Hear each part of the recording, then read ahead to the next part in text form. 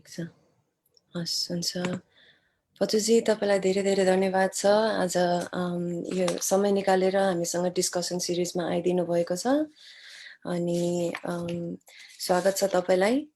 अनि अहिले तपाईँ कताबाट बोल्नु हुँदैछ? थ्याङ्क यू सो मच पेरुसाजी। अनि सुनिरहनु भएका लाइभ देखिरहनु भएका तमाम सरहरूलाई पनि धेरै धेरै धन्यवाद। म यहाँ जनकपुरबाट प्रदेश नम्बर 2 को जनकपुरबाट। हजुर, ए हुन्छ। अनि अहिले अवस्था कस्तो छ त्यहाँ? भर्खरै तपाईँले हस्पिटलतिर पत्रकारहरूलाई यसो स्वयंसेवकहरूलाई पुलिसले आक्रमण गरेको एकदम चिन्ताजनक भिडियो पठाउनु भएको थियो।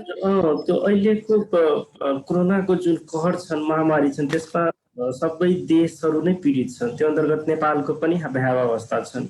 र झन् प्रदेश नम्बर 2 को कुरा गर्ने भने अहिलेको त कोरोनाको कहर होस् या मान्छे मार्ने होस् या प्रहरीको दमन होस्, त्यो हिसाबले अहिलेको त स्पट नै भइसकेको छन् भन्ने कुरोहरू सबैजनामा छलफल भइरहेका छन् अहिलेको अवस्थामा। र सङ्क्रमित पनि एकदम बस्ती स्तरमा गइसकेको छन्। त्यो हिसाबले दिनानुदिन केसहरू पनि बढिरहेछन्। अहिले मानिस अज्ञा लागेको अवस्था छन्। सम्भवतः आउँदो आइतबारदेखि केही हदसम्म साधारण जीवन हुन सक्छन् कि त्यो हिसाबले छ। ए हजुर, हुन्छ हुन्छ, ठिकै छ। यहाँ अब लाइभमा साथीहरू भेला हुनुहुँदैछ। उहाँहरूको लागि म तपाईँको एउटा सानो इन्ट्रोडक्सन पढिदिन्छु है। हुन्छ। पाचुलाल माझीजी भोर रिसर्च बेस परोपकारी संस्थाको चेयरपर्सन हुनुहुन्छ। उहाँ बबरगञ्ज सर्लाहीको मुसहर समुदायबाट बिएड स्नातक गर्नुहुने पहिलो व्यक्ति पनि हुनुहुन्छ। र उहाँ दलित राइट्स एक्टिभिस्ट हुनुहुन्छ र दलित समुदाय, मधेसी समुदायका अधिकार र न्यायको लागि निरन्तर आवाज उठाउँदै आउनुभएको छ। हालै उहाँले जातीय हिंसामा गुमाइएका दलित साथीभाइका परिवारको लागि म्युचुअल एड अर्गनाइजिङ टिममा हुनुहुन्छ र कोभिड लकडाउनको समयमा विपन्न परिवार समुदायको लागि पनि राहत बाँड्ने पहलहरू निरन्तर गरि नै राख्नु भएको छ। आज हामी उहाँसँग उहाँको कामको बारेमा विस्तृत रूपमा छलफल गर्नेछौँ र मधेसी दलित मुभमेन्ट आन्दोलनको बारेमा केही कुराहरू पनि सिक्नेछौँ। हुन्छ, फेरि पनि धन्यवाद पचुलालजी यस समयको लागि। हुन्छ, फर्स्टमा तपाईँको बारेमा केही भनिदिनुहोस् न। तपाईँको हजुर बाल्यकालहरू कस्तो थियो, परिवार, पढाइहरूको बारेमा। धन्यवाद उरुसाजी। खास गरेर मेरो परिवारको अवस्था भन्दाखेरि समग्रमा नेपालमै त्यो मुसरको अवस्था भ्याएको छन्। अब जनसङ्ख्याको हिसाबले हाराहारी त्यो हिसाबले गभर्मेन्टको सेन्ससमा करिब 3 लाख जति देखाइरहेको छ। तर मुसर अहिले पनि हामी 12 लाख दाबी गर्दै आएको छौँ। र शिक्षाको हिसाबले हेर्ने हो भने साक्षरता 7% करिब छन्, भन्नाले करिब 7%। झन् महिलाको हेर्दाखेरि त 1% भन्दा पनि कम छ। समग्र अवस्था भन्दाखेरि घरबार विहीन छन्, जग्गा विहीन छन्, नागरिकता विहीन छन्। म यहाँसम्म भन्छु कि उहाँहरू राज्य नै विहीन छन्। अब जब देशमा उहाँहरू बसिरहनु भएछन्, त्यो देशको कुनै प्रमाण वा आफूले भन्न सक्ने कुनै आधार छैन भने त्यो एउटा आफ्नै देशमा बसेर पनि राज्य विहीन भएर बसिरहनु भएको छ। र त्यस्तै समुदायबाट आएको म पनि हो। र म जन्मदाखेरि मेरो पनि परिवार उहाँ जस्तै एकदमै साधारण हुन्थ्यो। झन् मेरो परिवारमा त लगभग 12 जना सदस्य थियो। र आमाको त फेरि छुट्टै भिन्न कहानी नै छन्। अब त्यति बेलाको उहाँहरूको समयमा भएको बाल विवाह, अनि त्यसमा फेरि सासू ससुराहरूको सेवादेखि लिएर गाउँ समाजको कुरो, अनि झन् आमालाई छोरी मात्र हुन्। झन्डै 7वटा दिदी बहिनी छन्। अहिले बेला जुन छोरीप्रतिको जुन दृष्टिकोण थियो नि, यसलाई मात्र छोरी हुन्छन्, कसरी यसलाई यत्रो छोरीको बिहे बारी गर्न सक्छन्, कसरी पालन पोषण गर्न सक्छन्, उसको छोरा नहुने नै भयो, अब उसको वंश अगाडि बढ्दैन, मतलब विभिन्न लान्छनाहरू, टर्चरहरू त्यो हिसाबले खेप्दै आउनु भएको छ आमा। अनि त्यही बिचमा मेरो जन्म भएछन्। मेरो जन्म करिब तपाईँको 5वटा बहिनी पछि भन्नाले दिदी पछि मेरो जन्म भएको, त्यही भएर मेरो पनि त्यसैको आधारमा पच्चु भनेर राखिदिएका छन्। 5 वटा बहिनीबाट जन्मेकोले कमसेकम खुसी आयो भनेर त्यो हिसाबले पच्चु नाम राखिदिएको। अनि त्यति बेला को पनि हुन त साधारण फ्यामिली नै थियो, घरमा एकजना मात्र कमाउने मान्छे थिए, बुबा उहाँ मजदुरी गर्नुहुन्थ्यो नेपालमा पनि, अनि भारतको पन्जाबमा पनि जानुहुन्थ्यो उहाँहरू मजदुरी गर्नको लागि, धान रोपाइको लागि, गहुँ काट्ने बेलामा त्यो सिजनल अनुसार उहाँहरू इन्डियातिर जानुहुन्थ्यो। अनि त्यो प्रकारको परिवार हाम्रो चल्दै आइरहेको थियो। तर घरमा एकजनामा कमाउने अनि त्यत्रो जना खाने भएपछि झन् इन्डिया गइसकेपछि 3-3 महिना 6-6 महिना उतै बस्नुपर्ने, अनि त्यसपछि एकमुष्ट लिएर फर्किने। अनि त्यस्तो त्यो बिचको दौरानमा 3 महिना 6 महिना त्यो परिवार चलाउने मुख्य जिम्मेवारी आमाको काँधमै नै हुन्थ्यो। त्यो पनि उहाँहरूले धेरै एकदमै उहाँहरूको कथा व्यथा भन्न पनि साध्य छैन, जति गर्नु भएको छ। र उहाँहरू पछि त्यो हिसाबले पन्जाब अरू ठाउँमा काम गर्नु बाहेक आफ्नै देशमा बसेर गयो भनेर त्यो हिसाबले गाउँकै मुखिया हुनुहुन्छ, उहाँको नाम चेतनारायण महतोजी हुनुहुन्छ, उहाँको घरमा काम गर्नुहुन्थ्यो। र त्यति बेलाको समयमा लगभग 3 किलो उहाँहरूलाई बन दिनुहुन्थ्यो, 3 किलो धान दिनुहुन्थ्यो। भन्नाले 2.5 किलो पनि थियो, 3 किलो पनि थियो, दिनभरि काम गरे बापत। अनि त्यो हिसाबले एक्लै कमाएर त घर चलाउनु पर्ने अवस्था थिएन, अनि जसको कारणले आमा पनि त्यसको घरमा गएर उसको घर आँगन सफा गरिदिने, उसको सामग्रीहरू ओसार पसार गरिदिने लगायतको कामहरू, भाँडाकुँडा माझ्दिने भन्ने कामहरू उहाँ पनि त्यसको घरमा, त्यही मुखियाजीको घरमा गएर गर्नुहुन्थ्यो।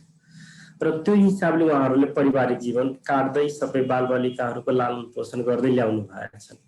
र त्यस्तो बिचमा भनौँ न त्यति समस्याले घेरेको, पारिवारिक त्यत्रो बोझ भएको, कर्जमा त्यतिकै डुबेको, दिदीहरूको बिहे गरेको कारणले भएको जति बाजेहरूको जति बेला केही टुक्रा जग्गा जमिन पनि थियो त्यो सबै फेरि बिस्तारै बिस्तारै बेचिसकेको।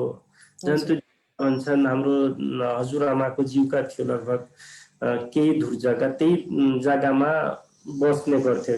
भन्नुपर्दा मेरो आफ्नै जग्गा वा मेरो आफ्नो बुबाको नाममा जग्गा पनि थिएन, त्यस्तो थियो। अनि त्यस्तो अवस्थामा आफ्नो छोरालाई पढाउँछु भन्ने कुरो सोच आउनु एउटा आफैमा च्यालेन्ज छ। तर तथापि उहाँहरूले जब मुखियाजीको घरमा जानुहुन्थ्यो काम गर्नलाई, अनि त्यसको छोराछोरी पढ्न गइरहेको वा पढिरहेको हेर्दाखेरि कहीँ कतै उहाँलाई छोएको छन् त्यो कुराहरूले कि होइन आफ्नो छोरालाई पनि पढाउनु पर्यो कि भनेर उहाँहरूको मनमा खास गरेर त्यहाँबाट आएको हो। र त्यहीबाट उहाँहरूले होइन आफ्नो छोरालाई म पढाउँछु नै, त्यो हिसाबले गरेर मेरो हजुर बुबाले मेरो जन्म दर्ता बनाइदिनु भयो। र त्यति बेला जन्म दर्ता बनाउँदाखेरि उहाँले त्यति बेलाको 5 रुपियाँ तिर्नु पारेका छन्। भन्नाले 5 रुपियाँ त्यति बेला एकदमै गाह्रो थियो उहाँहरूलाई त्यो 5 रुपियाँ खोजेर ल्याउनु। उहाँको आमाको भनाइअनुसार उहाँले हजुरबुवाको कुनै चिनजानको मान्छे थियो, त्यसमा काम गरे बापत ल्याउनु भएको थियो त्यो पैसा, अनि त्यो हिसाबले मेरो जन्म दर्ता बनाएर स्कुलमा भर्ना गराउनु भएको थियो। त्यो हिसाबले मेरो पढाइको सिलसिला त्यहाँबाट सुरु भएको थियो। अनि एवं प्रकारले त्यो हिसाबले पढ्दै म कक्षा 8 सम्म आउँदाखेरि त्यो बिचमा धेरै तनाव, टेन्सन, बाधा अवरोध सबै हामी खेप्दै अगाडि बढ्यौँ। किनभने एउटा मात्र घर हुन्थ्यो, त्यसमा फेरि दिदी बुबा आमा त्यसमै बाख्रा सबै त्यही हुन्थ्यो। एउटै घरमा खाना पनि पकाउने, बाख्राहरू पनि बाँध्ने, दिदीहरू आमा बुबाहरू त्यही बिचमा फेरि पढ्नु पर्ने, मतलब यति समस्या थियो कि पढ्नेतिर जुन खालको वातावरण हुनुपर्छ त्यो हिसाबले हामीले कहिले पनि पाएन। पनि जुन आमा बुबाको चाहना थियो छोरा पढ्छन् भनेर त्यो हिसाबले नै अगाडि बढ्दै गए। र करिब 8 कक्षामा आइपुग्दाखेरि त्यति बेला एकदमै साह्रो भएको थियो, जब पढाइ हुन्छ कि हुँदैन। त्यति बेला जुन हजुरआमाको जग्गामा बसिरहेको थियो, हजुरआमा बितिसक्नु भएको थियो, केही कर्जहरूको कारणले त्यहाँबाट जानुपर्ने बाध्यता आइसक्यो। अनि त्यसबाट जाने कहाँ भन्ने कुरो उठिरहेको थियो। अब त्यहाँ घरै भएन, जग्गै भएन भने अन्य ठाउँमा जानु पर्यो। तथापि त्यति बेला चौरमै भन्नाले त्यतातिर घरहरू खासै थिएन, मेरो एक्लै र त्यहाँ 2 जनाको अलि रोडतिर घर थियो। अनि त्यस्तो बिचमा गएर जतातिर कोही थिएन त्यतातिर गएर एकजनाले त्यति बेला 5 धुर जग्गा दिनुभएको थियो, केही पैसा घरको मान्छेहरूले तिर्नु पनि भयो। अनि त्यति बेला घर विभिन्न व्यक्तिहरूको बाँस दाउरा के मागेर त्यो हिसाबले घर बनाउनु भएको थियो। त्यही गाउँमा बस्न पाए अनि फेरि कन्टिन्यू 8 कक्षापछि फेरि कन्टिन्यू पढ्न पाए। अनि एवं प्रकारले एसएलसी सम्म पुगे। त्यति बेला एसएलसी नै हुन्थ्यो। यो बिचमा साथीहरूको सहयोग साथ त्यो हिसाबले पनि पाए। अनि त्यो हिसाबले एसएलसी सम्म पुग्दाखेरि त्यति बेला एसएलसी हामीहरूको बाहिर हुन्थ्यो, सदरमुकाममा एसएलसी को परीक्षा दिन जानुपर्ने थियो। अनि त्यति बाहिरको रुम भाडा खर्च अनि फेरि म कोसित बस्छु। त्यति बेला समुदायमा पनि छुवाछुतको बिगालै थियो।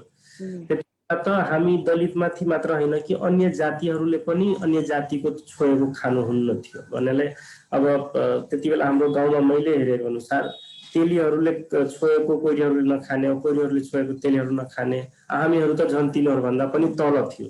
त्यसो भए हाम्रो छोएको त खाने कुरो आउँदैन त्यो हिसाबले थियो। अनि त्यस्तो छुवाछुतको बिचमा पनि अब बस्ने कसरी त्यो हिसाबले कोसित बस्ने इत्यादि कुरोहरू भएको थियो। तथापि एउटा मुकेश शाह भन्ने साथी छन्, त्योसित मेरो धेरै मिल्थ्यो। उहाँसितै नै बस्न पाए र फेरि त्यो त्यहाँको घरपट्टिहरूले मुसर भनेपछि हटाइदिन्छन् भगाइदिन्छन् भन्ने पनि डर थियो। तथापि हामीले त्यति बेला नामै चेन्ज गरेर भन्नाले पच्चु माझी नभनेर पच्चु शाहै भनेर उसित बसे। घरपट्टिहरूले पनि सोद्धाखेरि त्यही अनुसारको नाम भने। अनि एवं किनभने ऊ साथीलाई पनि डर थियो, इनकेस यसले थाहा पायो भने हामीले भगाइदिन्छन्, यहाँबाट हटाइदियो भने फेरि गाह्रो हुन्छ। त्यो अवस्थामा हामीले त्यत्रो झुट बोलेर त्यति बेला दिएको थियो। अनि अहिले पनि याद छन् त्यति बेला मैले त्यहाँ लगभग 1.5 महिना जति बसेको थिएँ। अनि 1.5 महिनाको बिचमा खाना रुम भाडा तिर्न अरू सामग्रीहरू किन्दा खरिद गर्दा त्यति बेला मलाई 4500 जति कर्ज लिनु परेको थियो। त्यो घरबाट मान्छेहरूले लिएर दिएको थियो। अनि एसएलसी दिइसके। अब त्यो एक त 4500 त्यो कर्ज भएको थियो, फेरि पहिलाको पनि बुबाहरूको कर्ज, घर आफै पनि नबनाउन सक्ने अवस्था, मतलब एकदमै दयनीय थियो जसको व्याख्यान गर्न सम्भव छैन।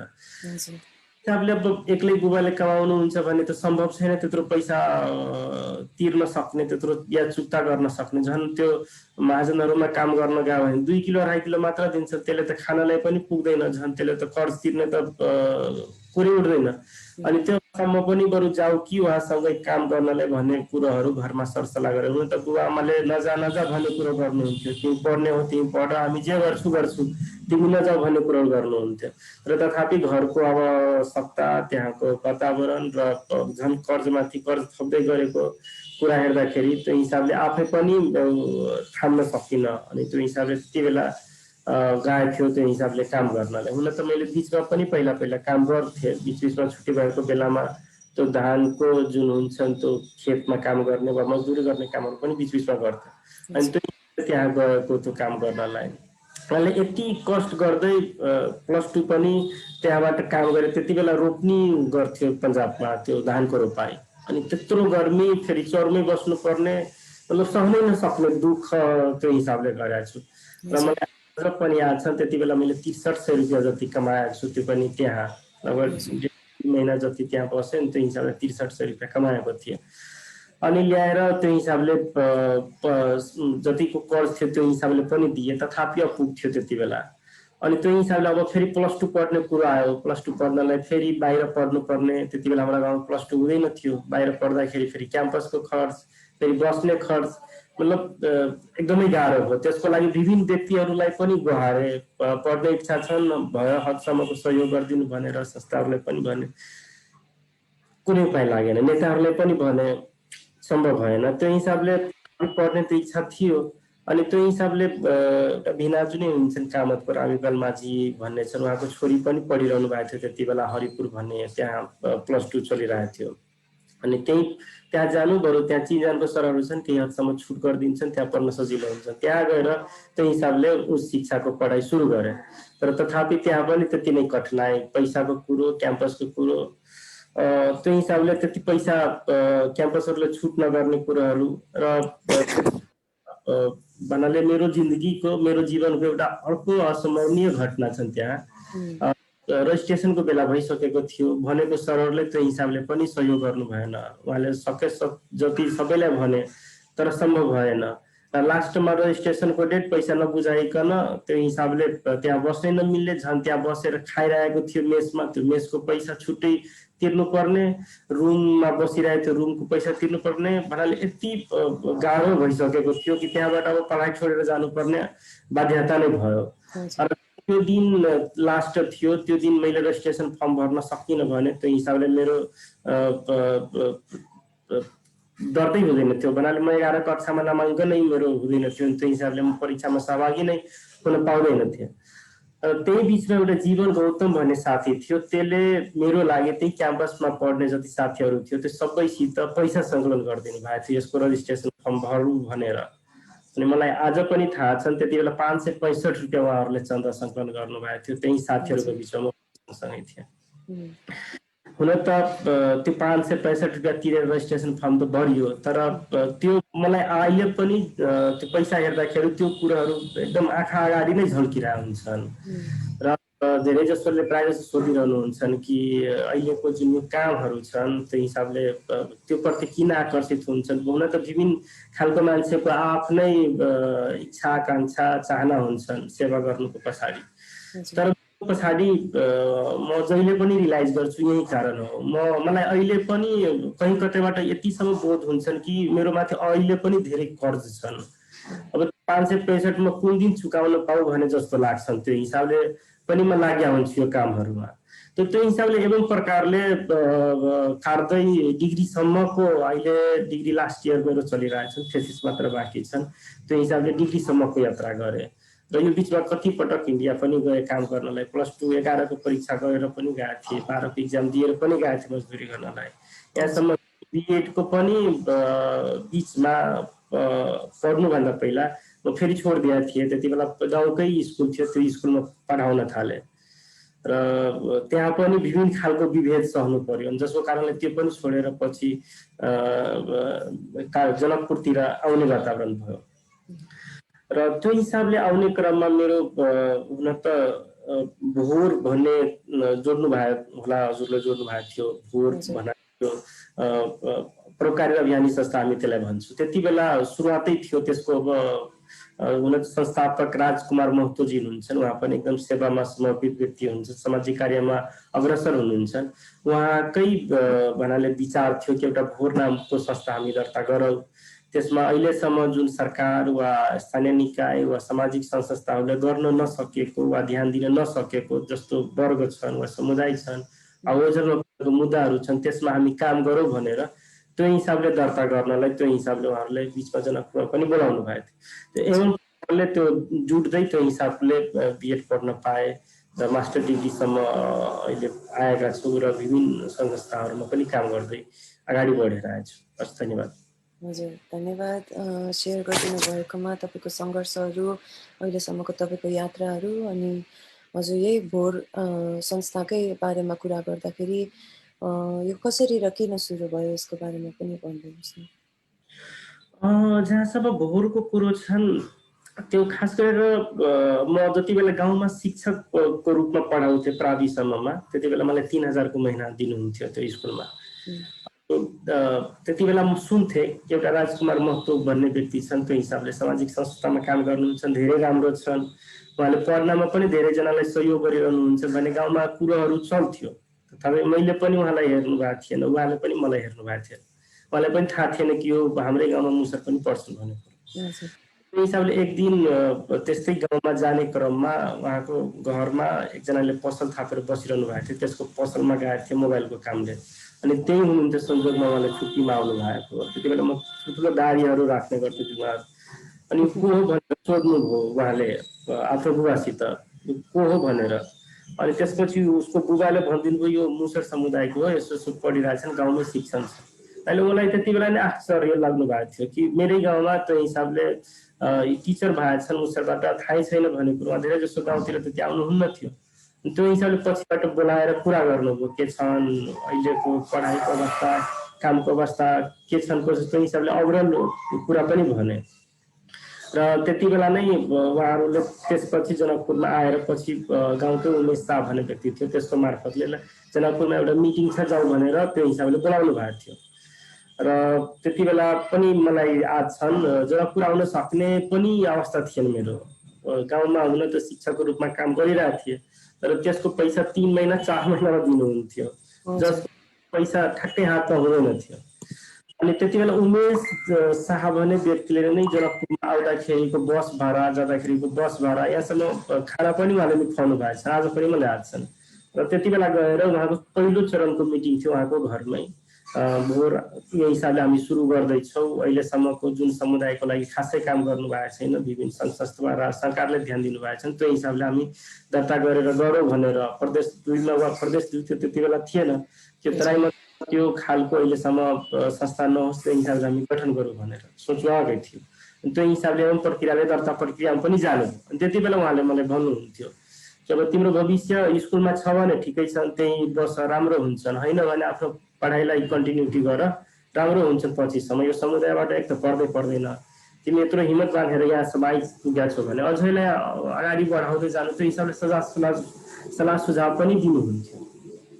अनि त्यही बिचमा एउटा सम्झनै पर्ने त्यो हिसाब घटना मसित भयो भन्नाले शिक्षकहरूको बिचमा एकजना सरहरूकै घरमा भोज राख्नु भएको थियो, र त्यो भोजको बिचमा एज अ शिक्षकको हिसाबले, हुन त सबै बराबर छन् भन्छन्, तर शिक्षकको घरमा जाँदाखेरि उहाँले जुन एउटा जनको हुन्छ नि श्रमिक मजदुर गर्ने, उहाँहरूको राख्या हुन्छ, त्यो प्रत्येक साहु महाजनको घरमा त्यो हुन्छन् थाली, र उसले खाने थाली, पिउने गिलास त्यो हिसाबले छुट्टै हुन्छ। अनि त्यही एकदम पुरानो पस्किएको थाली दिनुभयो मलाई, यसमै खानु भनेर त्यही थालीमा पखालेर त्यो हिसाबले दिनुभयो। अरू सबैलाई फरक खालको, मलाई फरक खालको। अहिले त हामीरहेछन्, त्यति बेला म थाम्नै सकिनँ त्यो कुरोलाई, भन्नाले आफूलाई पनि कस्तो कस्तोलाई, सबै शिक्षकको त्यो पनि बिचमा अब एक्लै भएको बेला ठिकै छन्, अनि त्यो पनि घरमा गएको छु, सबैलाई इन्भाइट गरेर बोलाउनु भएको छन्, त्यस्तो बिचमा। अनि त्यसको कारण म कति दिनसम्म सुत्नै सकिनँ, कति रोएँ, भन्नाले शिक्षकहरूको बिचमा पनि यतिसम्मको विवच्चा छ भने समाजको र अरूको कुरो त नगर्दै हुन्छ। अनि त्यसले मलाई त्यो स्कुलमा पटक्कै बस्नै मन लागेन। त्यहाँ आफूलाई जहिले पनि त्यो स्कुलमा जाँदाखेरि त्यो हिसाबले गर्थ्यो, आफूलाई अपहेलित भएको महसुस गर्थेँ। अनि त्यो हिसाबले अब यहाँबाट जानुपर्छ भने गाउँको पनि अर्को मुखिया हुनुहुन्थ्यो, उहाँहरूले पनि मुसर अब पठाइरहेछन्, त्यसलाई प्रणाम गर्नुपर्छन् भन्ने कुरो गरिरहेको थियो। यसलाई शिक्षकमा अरू कुनै दरबन्दी त्यो दियो भने सबै दिनको लागि बस्छन्। अनि भन्नाले गाउँको अहिले पनि त्यो सोच ठाडो छ नि कि यिनीहरूलाई नमस्कार गर्नु वा त्यो गर्नु अपमानीय जस्तो लाग्छन् उहाँहरूलाई, हुन सक्छन्। त्यो हिसाबले त्यति बेला पनि उहाँहरूले रुचाइरहनु भएको थिएन, त्यो पनि कारण हो। अनि जसको कारणले म छोडेँ, अनि त्यो हिसाबले जनकपुरतिर आइहालेँ। त्यति बेला त्यो मुकेश भन्ने साथी जनकपुरमा पढिरहेको थियो बिएसआइटी, त्यसकै कोठामा आए, त्यो हिसाबले बस्न थाले उसँगै। फेरि पछि विजय यादव भन्ने साथी थियो, उसकोसित जोड दिनुभयो र उहाँसित बसेर त्यो हिसाबले सुरु गरेँ। र त्यही बिचमा त्यो भोरको त्यहाँ दर्ता भएको थियो, र भोरलाई पनि बढाउनु पर्छन् भन्ने कुरो भएको थियो, र तत्काल म जनकपुरमै भएको कारणले त्यो हिसाबले ल यसको रेखदेख मेरै जिम्मामा थियो। त्यो हिसाबले जाने बस्ने वा अरू अन्य कुनै कागजहरूको काम मैले नै सघाउनु पर्ने थियो। कहीँ बैठक हुँदाखेरि पनि मलाई नै पठाउनुहुन्छ जनकपुर भएको कारणले, त्यहाँबाट मेरो भोरको सुरु भएको थियो। र त्यतिदेखि नै 3वटा मुख्य अभियानलाई त्यति बेला हामीले जोड दिएका थियौँ। मुख्यतः यसको सोच धारणा ल्याउने त्यही राजकुमार सर नै हुनुहुन्छ, र त्यति बेला उहाँले एउटा शक्तिहीनको सशक्तिकरण भनेर ल्याउनु भएको थियो, पावरिङ द के भन्छन् पावरलेस भनेर, पावरलेस कम्युनिटी भनेर। त्यति बेला हामीले त्यो अन्तर्गत मुसर समुदायले फोकस गरेका थियो कि यो शक्तिहीनको सशक्ति अन्तर्गत अहिले तत्काल मुसरमै काम गर्ने भनेर त्यो हिसाबले त्यस मुसर समुदायले त्यसलाई समेटेको थियो। र दोस्रो यहाँ थियो हाम्रो बाल विवाह र दहेज प्रथाको जुन मधेसमा विकराल समस्या छन्, त्यसमा काम गर्छु भन्ने कुरो ल्याउनु भएको थियो, त्यो पनि अभियानको रूपमा।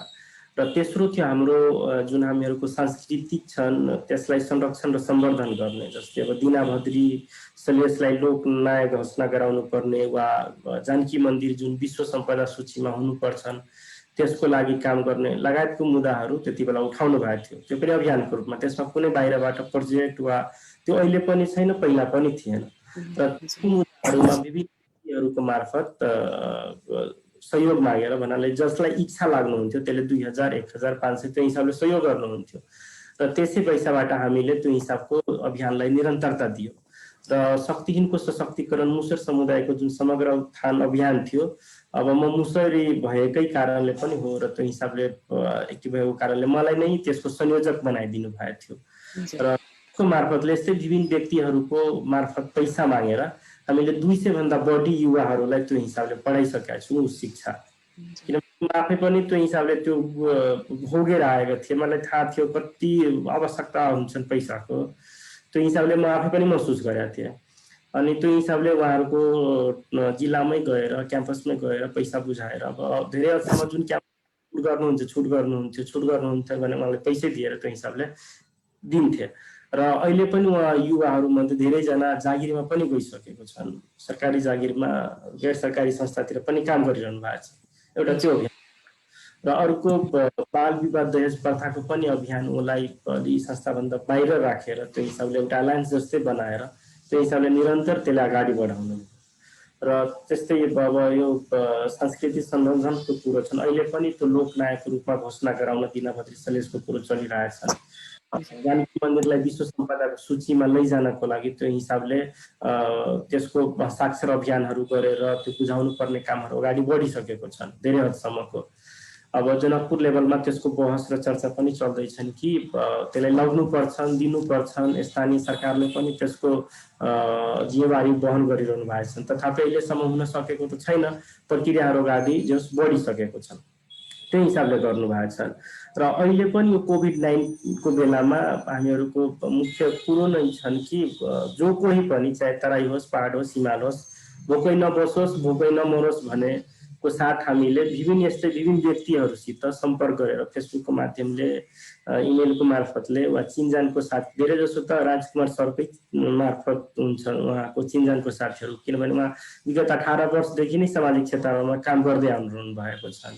केयर नेपालदेखि लिएर केयर नेपालदेखि लिएर सेभ द चिल्ड्रेनदेखि लिएर अनि त्यो हिसाबले अहिले डब्ल्युएचओतिर हुनुहुन्थ्यो। त्यो हिसाबले पनि उहाँको जुन साथीहरू छन्, लिङ्कअप छन्, धेरै जसो उहाँहरूको पनि चिन्जानको मार्फत आउँछन्। कोही मलाई पनि मेरो मार्फत पनि चिन्जानको छन्, उहाँहरूले पनि त्यो हिसाबले सके जतिको सहयोग गर्नुहुन्छ र जसको कारणले अहिले विभिन्न ठाउँको हामीले चेपाङ समुदायदेखि लिएर राउटे समुदायदेखि लिएर तराईको त्यो हिसाबले मुसर समुदायदेखि लिएर त्यो हिसाबले विभिन्न खालको प्याकेजहरू, न्युट्रिसन प्याकेजदेखि लिएर त्यो हिसाबको जेनरल प्याकेज, मतलब जति सके जतिको थियो त्यो हिसाबले हामीले निरन्तर दिइरहेको छु र अहिले पनि त्यो हिसाबले त्यो कन्टिन्यू छन्। र त्यसमा आएको पैसा कुनै त्यस्तो प्रशासनिक खर्च वा कुनै त्यस्तो व्यक्तिहरूको तलब भत्ता केहीमा खर्च हुँदैन, जति हुन्छ त्यतिको हुन्छ र त्यो हिसाबले पढाइदिन्छन्। पढाइको पनि त्यो मुसर बालबालिकाहरूको पनि पढाइको लागि जुन पैसा दिनुहुन्छ त्यो उहाँहरूको डाइरेक्ट उहाँहरूको हातमा, उहाँहरूको क्याम्पसमा त्यो हिसाबले जान्छन्, बिचमा कुनै प्रशासनिक काम अरू काम छैन। किनभने हामीहरू जति पनि त्यो भोरको मेम्बरहरू छौँ, हामीहरूको आफ्नै छुट्टै प्रोफेसनल पेसा छन्। जस्तो उहाँ पनि डब्ल्युएचओतिर काम गर्दै हुनुहुन्थ्यो, त्यस्तै म पनि अहिले स्ट्रिट चाइल्ड अफ नेपाल भन्ने गैर सरकारी संस्था छन् त्यसमा काम गरिरहेको छु। भनौँ जबको हिसाबले मेरो काम त्यहाँ हुन्छ। त्यसमा बसेको जुन टाइम हुन्छन् शनिबार, आइतबार वा बिहानको टाइम, साँझको टाइम, त्यसलाई हामीले सदुपयोग गरेर त्यो हिसाबले साथीहरू मार्फत त्यो हिसाबले निरन्तर यसलाई राहत जुन वितरण छन् त्यो हिसाबले निरन्तर दिँदै आइरहेका छौँ। त्यो दुःख मर्म बुझिदिनु भएको छ। हजुर हजुर हुन्छ, भोटको बारेमा भनिदिनु भयो, भोटले अहिलेसम्म गरेको गर्दै आएको कामहरूको बारेमा भर्खर भनिदिनु भएको धन्यवाद। अनि यो भोर जुन संस्था छ, परोपकारी संस्था, यो अहिले मधेसी दलित आन्दोलन छ, त्योसँग के कनेक्सन छ, के सम्बन्ध छ, के नेटवर्कहरू छ, कनेक्सन छ भने भनिदिनुहोस् न। भोर अभियानी संस्था त्यो हिसाबले अब आन्दोलन सित साथ समर्थन र टेक्निकल प्राविधिक सहयोग त हर हमेसा नै हुन्छन्। अनि विगतमा पनि भन्नाले भोर राजकुमार सरकै पहलबाट भन्नु पर्यो, त्यो हिसाबले हामीले चुनाव बहिष्कारको पनि कुरो गरेको थियौँ। किनभने अहिले पनि समाजमा कस्तो छाप छ, यो मुसर दलित भनेको दारू मासुमा बिक्ने हो, त्यो हिसाबले दारू मासु दिन्छन्, जसले दिन्छन् त्यसलाई नै भोट दिन्छन्। अनि हामीले के सोच्यौँ कि कमसेकम जुन त्यो संस्कार छन् मान्छेको मस्तिष्कमा बसेको जुन सोच छन् त्यसलाई नै चिर्नु पर्यो। हुन त दारू मास खालि दलित मुसरले मात्र होइन, धेरैले नै खान्छन्, त्यति बेला सबैले खान्छन्, तर बदनाम हुने भनेको फेरि यिनीहरू नै हो। त्यो हिसाबले बरु तपाईँहरूको न दारू चाहियो, न मासु चाहियो, न पैसा चाहियो। हामीहरूको समुदायलाई तपाईँहरूले स्थान दिनु, हामीहरूको समुदायको त्यहाँ सहभागिता हुन्छ भने हामी तपाईँहरूलाई भोट दिन्छु, नभए हामी भोटै खास हाल्दैन, हामी भोटै दिँदैनौँ। जसको धेरै ठाउँमा त्यो हिसाबले भोटै हाल्न जानु भएन, पार्टीहरूले त्यो हिसाबले स्थान त दिनु भएन, जसको कारणले धेरै हदसम्म त्यो हिसाबले बुझेको जुन मान्छेहरू थियो उहाँहरूले भोटै खसाल्न जानु भएन। ओसलाको भरतपुरमा एकजना पनि भोट खसाल्न जानु भएन। त्यस्तै अन्य ठाउँ पनि छन्, त्यहाँ जानु भएन। हाम्रै गाउँहरूमा त्यो हिसाबले पनि जानु मानिरहनु भएको थियो। पछि के गरेर त्यो हिसाबले प्रहरीहरू नै परिचालन गरेर त्यो हिसाबले लाउनु भयो। पछि त्यो हिसाबले जसलाई इच्छा थियो त्यो हिसाबले दिनु। त्यो हिसाबको कुरो छन्। जग्गा आन्दोलनको कुरो पनि ल्याउनु भएको छन्। त्यति बेला 15वटा 16वटा जिल्लाबाट एकैसाथ जग्गा आन्दोलनको गर्नु भएको थियो र त्यो पनि राष्ट्रव्यापी भएको थियो, न्युज कभरेजदेखि लिएर सबै थोकहरू। त्यसमा प्राविधिक सहयोग छन् र त्यसमा मुख्य योगदान पनि नेपाल राष्ट्रिय मुसर सङ्घको छन्। त्यसमा हामी कम्बाइन्ड रूपमै छौँ, प्राविधिक सहायक हाम्रो हुन्छन्, मुख्य रूपमा अग्र भूमिकामा नेपाल राष्ट्रिय मुसर सङ्घ नै हुन्छन्, किनभने उहाँहरूको मुद्दा छन्, उहाँहरू नै अगाडि रहोस् भन्ने हामीहरूको पनि चाहना छन्। त्यो राजकुमार सरको पनि चाहना छन् कि जसको सवाल छन् उसकै नेतृत्व हुनुपर्छन्। त्यसमा हामीहरूले गएर बोल दिने वा हामीहरूले गएर त्यसको क्रेडिट लिने, नेता बन्ने त्यो अरू कोही जस्तै भइहाल्छ। त्यो हिसाबले जति सक्यो जतिको सहयोग गरौँ, अगाडि उहाँहरू नै जाओस् भनेर त्यो हिसाबले पनि गर्दै आन्दोलन भएको छ। र अहिलेको जुन मधेस आन्दोलन छन्, ठ्याक्कै त्यसमा रोल त त्यसको त्यति छैन, तर सके जतिको त्यो हिसाबले जुन हुन्छ नि प्राविधिक सहयोगहरू गर्नुपर्ने, पत्रकारहरूसित समन्वय गरिदिनु पर्ने वा मिडियामा मोबिलाइज गरिदिनु पर्ने कुरोहरू आफ्नो स्थानबाट गरिदिनुहुन्छ। र मुख्य भूमिका अहिलेको जुन मधेस आन्दोलन चलिरहेछन् वा अहिलेको जुन घटनाहरू विरुद्ध छन् त्यसमा मुख्य योगदान अहिलेको संयुक्त दलित सङ्घर्ष समितिको हो, जसको हामी संयोजक चन्द्रेश्वर दासजीलाई बनाएको छौँ। धन्यवाद। हुन्छ। यो अनि यस सन्दर्भमा मधेस दलित आन्दोलनको उद्देश्य लक्ष्यहरू के छन् यो पनि हामीलाई बताइदिनुहोस्। खास गरी मधेसको कुरा गर्ने हो भने त्यसको विभिन्न खाडलहरू छन् र हुन सक्छन् हामीले त्यसलाई 5-6 लेयरको भनेको छु। जसरी हामी नेपालीले भन्छौँ हाम्रो छिमेकी देशहरूले हामीलाई शोषण गरियो वा विभिन्न किसिमको घुसपेट गरियो वा हाम्रो भित्री आन्तरिकमा द्वन्द्व ल्यायो भन्ने कुरोहरू गर्छु वा शोषण दमनको कुरो गर्छु, त्यस्तै हाम्रो नेपालमा पनि छ। जस्तै एक खालको त पहाडी समुदाय हुन सक्छ, फेरि सबै एक खालको त्यो भित्र पनि छैन, हामीले पनि त्यो हिसाबले अध्ययन गरेका छौँ। तर उहाँबाट मधेसीले पनि धेरै आन्दोलन गर्नु हामी थिचिया छौँ, उहाँहरू नै सबै स्थानमा छन् भनेर थिच्याए, आन्दोलन गरे, मधेसी भयो। पहाडी मधेसी त्यो भित्रको पनि महिला, अहिले दलितको जुन अवस्था हेर्नुहुन्छ समग्र दलितको, त्यो महिलाको रेसियो भन्दा पनि पछाडि छन्। आफैमा पनि त्यो हिसाबले पीडा शोषणमा हुनुहुन्छ, तथापि महिला भन्दा पनि तल छन् त्यो दलित समुदाय। र त्यो दलित समुदाय भित्र पनि शोषण पीडामा परेको मधेसी दलित समुदाय यति 5 लेयरबाट दबिएको छन् र जसको कारणले अब हुन त साधारण आँखाले हेर्नुहुन्छ साधारण जस्तै देखिन्छन् समस्याहरू, तर मधेसको पीडा समस्या एकदम भयावह छन्, दर्दनायक छन्। उहाँहरू 5 लेयरबाट खिचिया छन्। झन् यहाँसम्म कि अहिलेको जुन मधेसी पहाडीको जुन कुरो छन्, पहाडीबाट जुन माया स्नेह पाउनु पर्ने थियो दलित समुदायले, मधेसी समुदायले, मधेसीको नाताले त्यो पनि गुमाइसकेको छन्। किनभने उहाँबाट हेर्ने भनेको अनुहार हो, अनुहारले त मधेसी जस्तै देखिन्छन्, अनि त्यो हिसाबले पनि अझै पीडामा पर्छन् उहाँहरू। माया स्नेह अवसर त्यताबाट पनि पाउनबाट वञ्चित हुन्छन्। र अर्को मधेसले पनि, मधेसभित्रको जुन समुदाय छन्, जाति छन्, त्यसले पनि धेरै हदसम्म चेप्छन्। उहाँहरू छन् जो नजिक हुन्छन् त्यो बढी चेप्छन्, अनि त्यो हिसाबले पनि उहाँहरूले धेरै शोषण र दमन गरिरहनु भएको छन्। र अहिलेको जुन मधेसको कुरो छन्, हुन त समग्र प्रदेश नम्बर 2 कै भन्नु पर्दाखेरि त्यो हिसाबले 18% जतिकै दलित छन् उनीहरूले जनसङ्ख्याको हिसाबले। तर सहभागिताको कुरो गर्नुहुन्छ वा शिक्षाको कुरो गर्नुहुन्छ वा सामाजिक कुरो गर्नुहुन्छ भन्नाले एकदम भयावह छन्।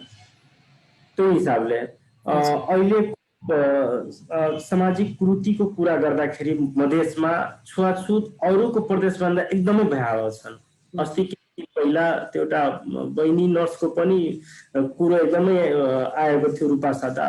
उहाँ नर्स हुनुहुन्छ, उहाँले गाउँमा आउने जति गर्भवती महिलाहरू हुन्छ उहाँलाई सेवा दिनुहुन्छ, सक्ति जतिको बचाउन प्रयास गर्नुहुन्छ। तर ऊ आफै गर्भवती भएको बेलामा साधारण कोठा समेत त्यहाँको मान्छेले दिएन। उहाँले यतिसम्मको के भन्नु, त्यो हिसाबले त्यतिसम्मको मान्छे भित्र त्यो जलन वा कृति वा त्यो हिसाबको डाह बसेको छन्। उहाँहरूलाई दिनुहुन्न, घर छुइन्छन् वा घरमा रहेको कुल देवतै भाग्छन् वा त्यो पनि छुइन्छ भन्ने कुरोको जुन दिमागमा बसेको छ नि गाँठ भनेर, त्यो हिसाबले त्यसलाई फकाउनै एकदमै गाह्रो छन्। त्यस्तो कुरुतिहरू छन्।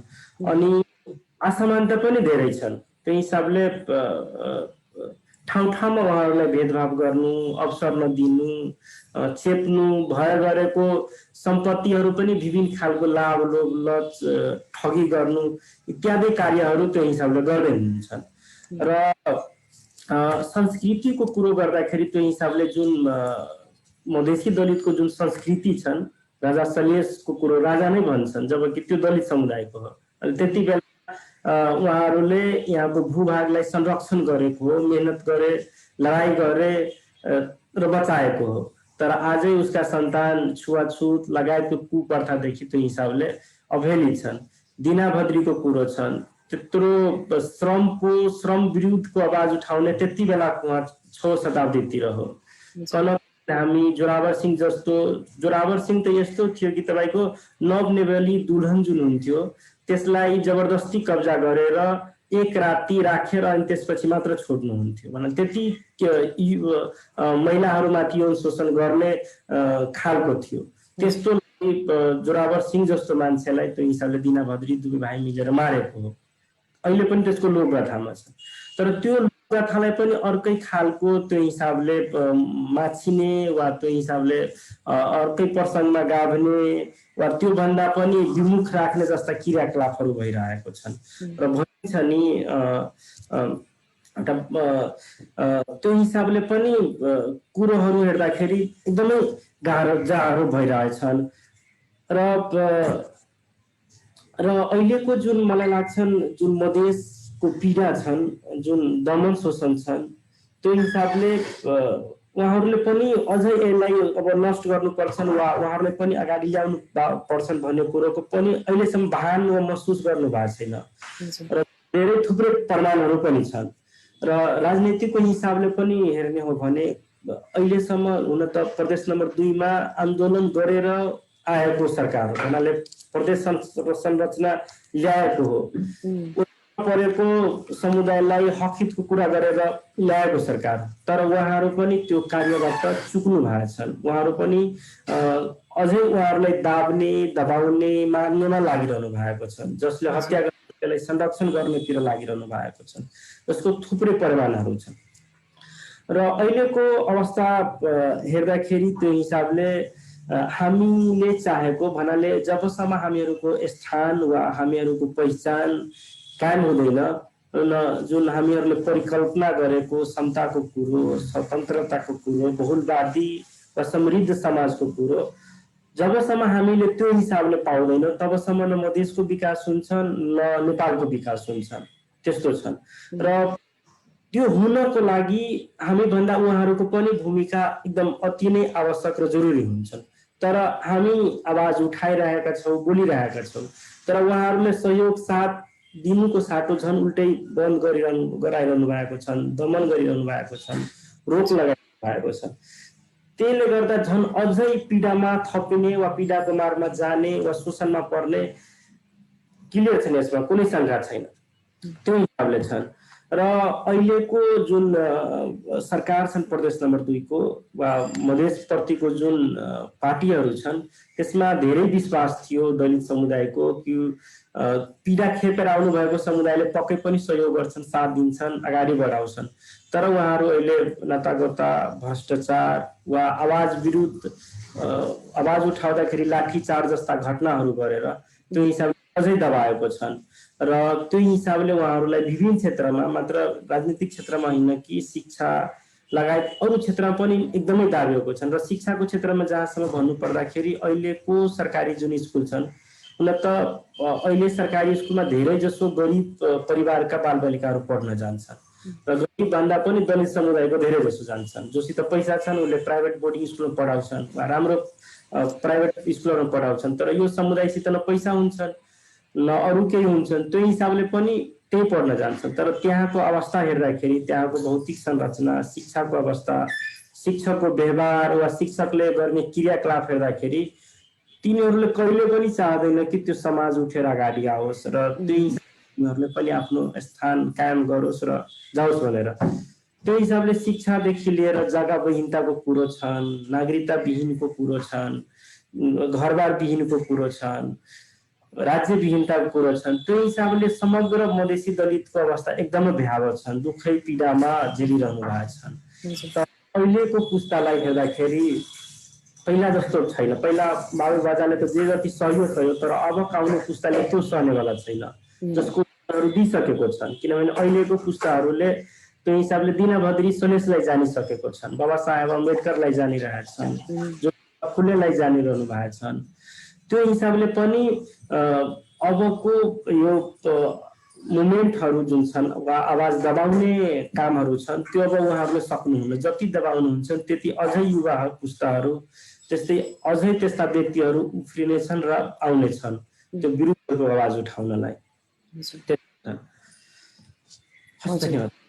हजुर, यसकै विषयमा अनि काठमाडौँमा अनि नेपालको अन्य ठाउँहरूमा जस्तै चितवन, जाजरकोटतिर भइरहेको आन्दोलन, दलित आन्दोलनकै बारेमा तपाईँको विचार अनि मधेसी दलितमा भइरहेको आन्दोलनको बारेमा पनि तपाईँको अहिले करेन्ट विचारहरू राख्नुहोस्। त्यसमा हजुर त्यो हुन त समग्र दलित अब हुन त हामी मधेसभन्दा अलि माथि उठेर नेपालमा पनि विभिन्न जात जातिहरू छन्, जो हामी त्यसलाई यहाँको मूलवासी भनौँ वा यहाँको मूल निवासी भनौँ, जो पुस्तैदेखि त्यसको बाबे बाजाले नेपालको संरक्षण गरे, त्यो हिसाबले जोगाए, रगतको खोला बगाए। तर केही व्यक्तिहरू जो बाहिरबाट आए, जसले त्यो हिसाबले यहाँको सोझा साझा मान्छेलाई हेरे, यहाँको प्राकृतिक सम्पदालाई हेरे, यहाँको बनावट, यहाँको वातावरण, यहाँको जलस्रोत इत्यादि चिजहरू जुन उहाँहरूले हेर्नुभयो र हुन सक्छन् त्यो चिजको महत्त्व, चिजको आवश्यकता हामी मूलवासी मूल निवासीको पुर्खाहरूले त्यति बेला नसोचेको होला। तर त्यो बाहिरबाट आएको मान्छेहरूले त्यसको फाइदा उठाएर विभिन्न खालको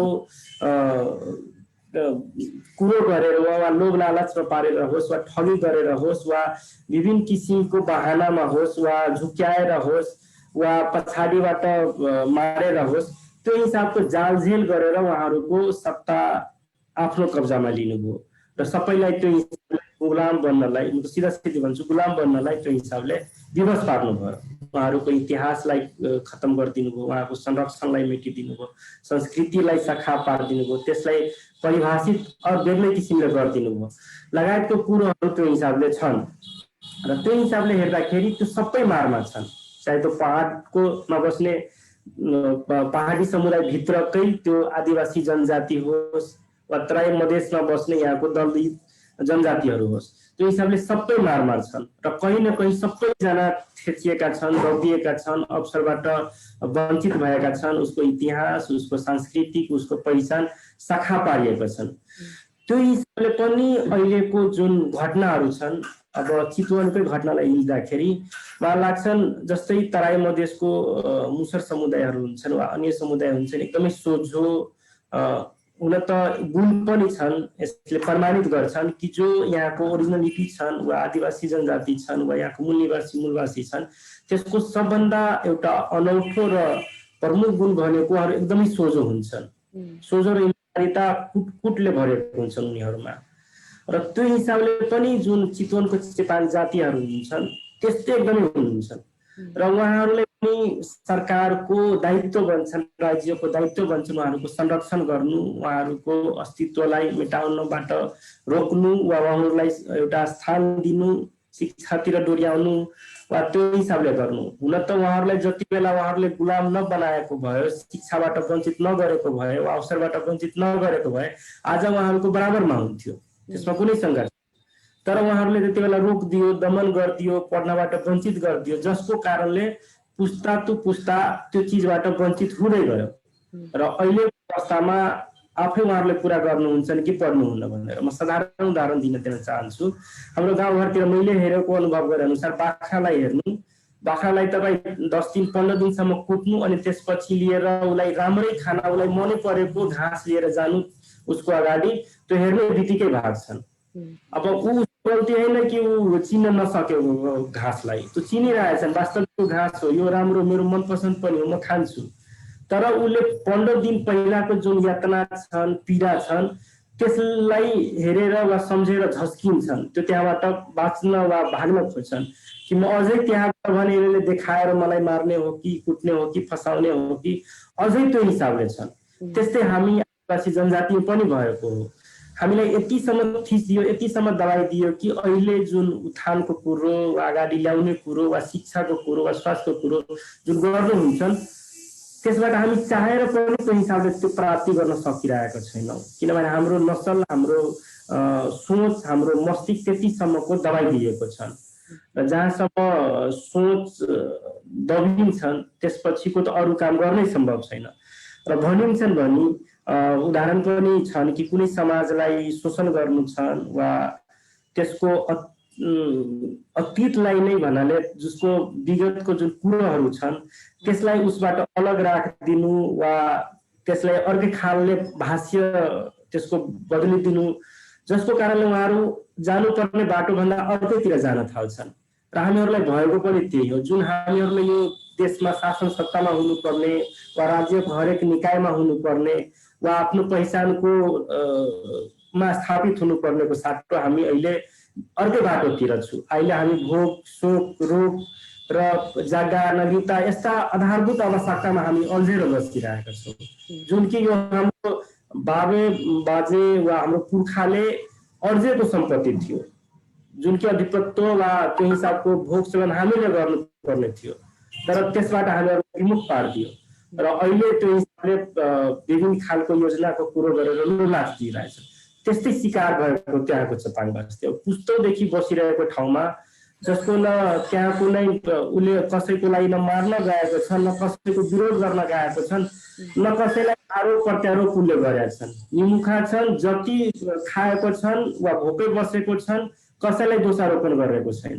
तथापि पनि माडीमा रहेको बस्तीलाई जलाउनु वा हात्ती लगाएर भगाउनु वा त्यो हिसाबले जुन भाइ हुनुहुन्छन् हाम्रो राजकुमार भाइ, त्यो हिसाबले त्यसलाई मार्नु लगायतको जुन घटनाहरू छन् यो एकदमै अमान्य छन् र यसले दर्शाउँछन् कि समाजभित्र पनि वा हाम्रो देशभित्र पनि जुन आदिवासी जनजाति वा यहाँको मूलवासी मूल निवासीहरूमाथिको जुन हेर्ने दृष्टिकोण छन् वा उहाँहरूको मन मस्तिष्कमा जुन बसेको कुराहरू छन् यसले छर्लङ्ग पार्छन्।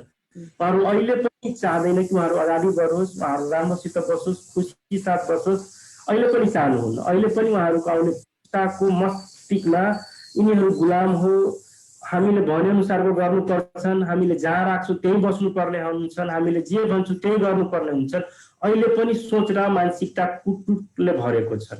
जसको उदाहरणहरू छन् यो। त्यस्तै तपाईँको यो रुकुमको घटना हेर्नु, नवराज वृक्षसहित झन्डा, देशको झन्डा बोकेर हिँड्ने, आफ्नो देशलाई स्वाभिमान गौरव ठान्ने त्यो हिसाबको त्यो नवराज हो। र अहिलेसम्म म जानकारी गराउन चाहन्छु कि हाम्रो दलितको जुन कुरो छन्, हामीहरूको सबै थोक चल्छन्। हेर्नु, हाम्रो श्रम चल्छन्, हाम्रो सबै श्रम चल्छन्, यहाँसम्म कि हाम्रो शरीर पनि चल्छन्। हामीहरूले छोएको त्यो रक्सी पनि खान्छन्, तर प्रेम चल्दैन। कस्तो नौठो संसार छन्।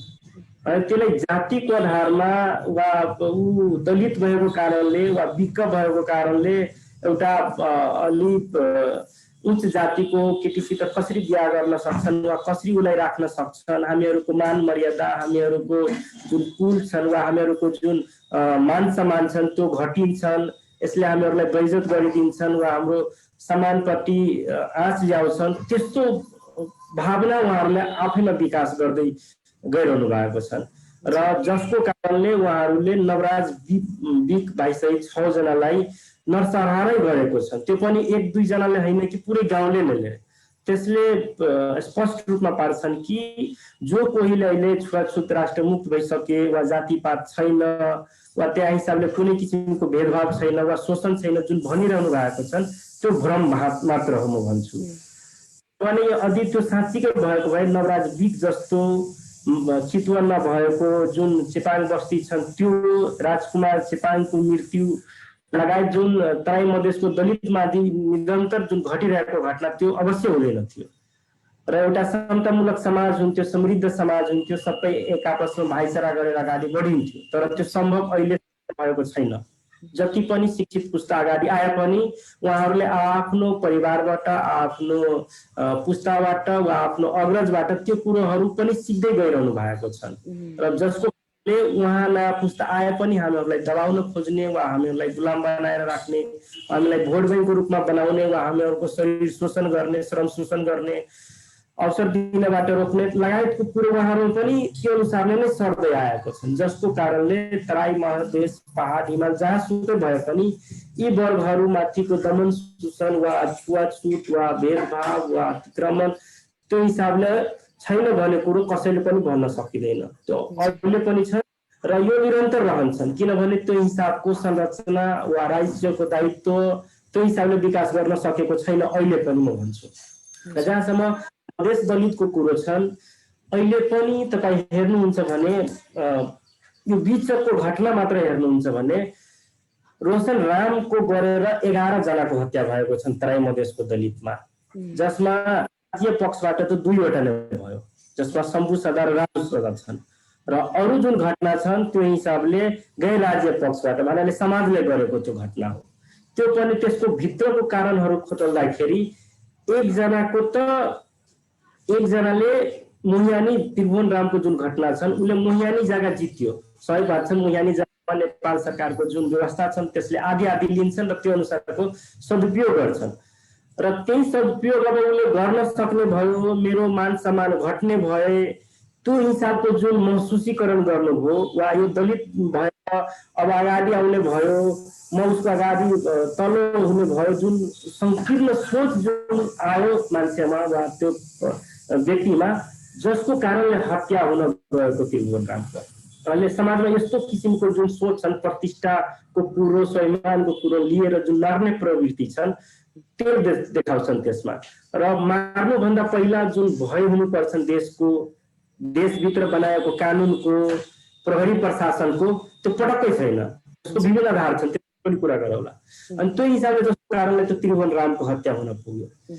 राजेश रामको हेर्दाखेरि 1000 को कारणले जब 1000 को लागि मान्छे मार्नै नपर्ने हो, तर ऊ एकदमै दलित छन्, मेरो 1000 किन नदिने, नदिए तिमीलाई मारिदिन्छु भन्नाले मार्नबाट अलिकति पनि नहिचकिचाउने जुन सोच बसेको छन्। यो दलित छन्, यसलाई मारे पनि केही हुँदैन, कसैले मलाई केही भन्नेवाला छैन वा कसैले मलाई केही गर्न सकिँदैन, जुन अभिमान छन् मान्छेमा भरेको वा समाजमा रहेको, त्यसको कारणले मर्न गएको त्यो हिसाबले त्यो हाम्रो के भन्छ रोशन राम। त्यस्तै राजेश ऋषिदेवको केस हेर्नुहुन्छ भने त्यसमा उसले एउटै मात्र वाक्य भनेको छन्, अहिले मेरो जग्गाको जुन कारण छन् जबरजस्ती तपाईहरुले जुन कब्जा गरिरहनु भएको छन्, पुस्तौदेखि म बसिरहेको छु यसमा, तर साधारण मेरो एउटा कुल देवताको गहवत पनि बनाउन दिइरहनु भएको छैन। आउँदो भोटमा तपाईहरुकै परिवारबाट वडा अध्यक्षमा लड्न सोचिरहनु भएको छन्, आउनु भोट माग्न, त्यति बेला म तपाईहरुलाई जुत्ताको मला लाउने छु। भोट माग्नु त्यति बेला म जुत्ताको मला लगाउने छु। मात्र एउटा यो वाक्यको कारणले मर्नु पर्यो। त्यतिसम्म जुन यो मुसर भएर वा यो दलित भएर कसरी त्यत्रो ठुलो शब्द भनिदियो, कसरी यसले जुत्ताको मला लाउँछु भन्ने कुरो गरिदियो, कसरी यसले विरोध गरिदियो भन्ने कुरोको जुन उसलाई को फलस्वरूप उसलाई मारेको वा मर्न गएको हो। अनि समाजभित्र यतिसम्मको पनि खाडल छन् वा यतिसम्मको अपराध गर्ने प्रवृत्ति बसेको छन्, जसको डर न कुनै प्रहरी प्रशासन, न कुनै समाज, न कुनै राजनीतिक दल कसैसित छैन, किनभने त्यो सबैले त्यसको साथ समर्थन वा के दिइरहेको छ, त्यसले प्रश्न पार्छन्। त्यस्तै तपाईको यो शम्भु सदाको घटना राज्य पक्ष जहाँ हामी आफ्नो जानको सुरक्षा लिएर जान्छौँ प्रहरी कस्टडीमा वा उहाँहरूलाई भन्छौँ सुरक्षा दिनलाई, सुरक्षा बाँच्ने आशले पुगेको प्रहरी कस्टडीमा, त्यो पनि स्वयं आफै उपस्थिति भएर। तर भाग्यवश ट्र्याक्टर मालिकको भनाइअनुसार पैसा पनि जम्मा गरिदिएको छ त्यसलाई छुडाउनको लागि, तर छुट्नुको साथै त्यही राति उसको हत्या हुन जान्छन्। अनि समाजले एकातिर मारिरहेको छन् भने राज्य पक्षले, राज्यको जुन निकाय छन् त्यसले पनि मारिरहेको छन्। भन्नाले समुदाय जुन छन् वा यहाँको जुन आदिवासी जनजाति छन्, मूलवासी छन्, मूल निवासी छन्, त्यो कहीँ कतै सुरक्षित छैन। यसले यो आभास देखाउँछन्, चाहे त्यो समाजमा होस्, चाहे त्यो देशमा होस्, चाहे त्यो कुनै प्रदेशमा होस्, कहीँ पनि सुरक्षित छैन। त्यो हिसाबले एउटा पूर्ण रूपले यसले देखाएको छ। र जुन अहिलेको जुन घटना छन्, परिस्थिति छन्, उनले त पहिला पनि मारेको हो र यो मारेको घटना बाहेक पनि निर्मम तरिकाले कुटेको हो। गुन्डा लाएर हुन्छन् कि त्यो हिसाबले मान्छे लाएर हुन्छन् कि वा आफै सबैजना मिलेर हुन्छन् कि पूर्ण रूपले मर्लासन हुने गरेर कति दर्जनौं भन्दा बढी कुटेको छन्। त्यो पनि यो 1 वर्ष 2 वर्षको डाटा होइन कि यो विगत यो 3-4 महिनादेखि जुन लकडाउन गरेको छन् हाम्रो नेपाल देशमा, त्यो बीचमा घटेको घटनाहरू हो। त यसले प्रष्ट रूपले देखाउँछन् कि समाजले गर्ने व्यवहार वा समाजले गर्ने शोषण, समाजभित्र रहेको जुन एउटा कृति छन् त्यसले कसरी यसलाई चेपिरहेको छन्, कसरी मारिरहेको छन्। त्यस्तै अर्कातिर जुन राज्यको दायित्व छन्, राज्यको जुन अंग छन् जसले सुरक्षा दिने ग्यारेन्टी लिएको छन्, त्यसले पनि कसरी यो मुखा बोल्न नै सक्ने वा आवाज विहीन भएको समुदायलाई कसरी दबाइरहेको छन्, कसरी मारिरहेको छन्, यी समुदायमा माथि मार्नेहरूको कसरी संरक्षण गरिरहेको छन्, यसले प्रष्ट रूपमा दर्शाउँछन्। र म त यसलाई भन्न चाहन्छु कि तपाईको देशमा आफ्नै कुनै नागरिक भय, त्रास वा डरले आत्महत्या गर्न पुग्छन् भने यो दुर्भाग्य, यो भन्दा पनि दुर्भाग्यको कुरो देशलाई अरु कुनै हुन सक्दैन। जहाँ उसको देशमा यत्रो हजारौं हजार प्रहरी छन्, हजारौं हजार सैनिक छन्, हजारौं हजार सरकारी निकायहरू छन् वा वकिल कार्यालय दुनिया जहान राख्नु भएको छन्, जनतालाई सुरक्षित अनुभूति दिलाउने वाचा गर्नु भएको छन्, तर तपाईकै देशमा त्यो हिसाबले मर्नुपर्ने बाध्यता जुन सिर्जना भइरहेको छन् त्यसले दुर्भाग्य छन् र यो देशमा त्यो हिसाबले दमन भइरहेको छन्। यसले अब आउने पुस्ताले चुप रहेर बस्दैन भन्ने कुरोको पनि इङ्गित गरिरहेको छन्। त्यस्तै मोरङको बुढीगङ्गामा पनि भएको त्यही हो। गुन्डा लाएर मर्नासन हुने गरी काटकुट दिएका छन्, पुरै टाउको छेद विच्छेद गरिदिएका छन्, शरीरको विभिन्न भागमा त्यो धारिलो हतियारले प्रहार गरेर घाउटी बनाइदिसकेको छन् र त्यस्तो अपराधीलाई प्रहरीले छोडिदिनु भयो हेर्नु। अनि त्यही त्रासले उसको घरको महिला फेरि पनि आउँछन्, फेरि पनि हामीलाई काट दिन्छन् भन्ने डरले उसको हातभन्दा मर्नु बरु आफ्नै हातले मर्नु भनेर उसले आफै सुसाइड गरेको। र यो भन्दा नेपालको लागि अरू के नै हुन सक्छन्, त्यस्तो वातावरण छ। तर अबको समयमा मैले हेर्दाखेरि यो घटना अब हुन त छुट्टै छुट्टै बेग्ला बेग्लै स्वरूपमा भइरहेको छन्, तर अब नेपालमा बस्ने जुन पीडामा खेपिरहनु भएका विभिन्न समुदायहरू छन्, चाहे त्यो मधेसमा होस्, चाहे त्यो पहाडमा होस्, चाहे हिमालमा होस्, त्यो सबैले आवाज उठाउनु पर्ने आवश्यक छन्, ऐक्यबद्ध हुनुपर्ने जरुरी छन् र साथ सबै एक साथ भएर ढिक्का भएर उभिने जरुरी छन्। किनभने अहिले पनि जनसङ्ख्याको हिसाबले होस् हाम्रो जमात छन् र हाम्रो जमात जतातिर गयो त्यतातिरको सरकार बन्छन्, त्यो अनुसारको नियम कानुन बन्छन् र त्यो अनुसारको कार्यान्वयन हुन्छन्। यदि हामी त्यो गर्न सक्यौँ भने र त्यसको लागि अब युवा पुस्ताले अगाडि बढ्नै पर्ने हुन्छ।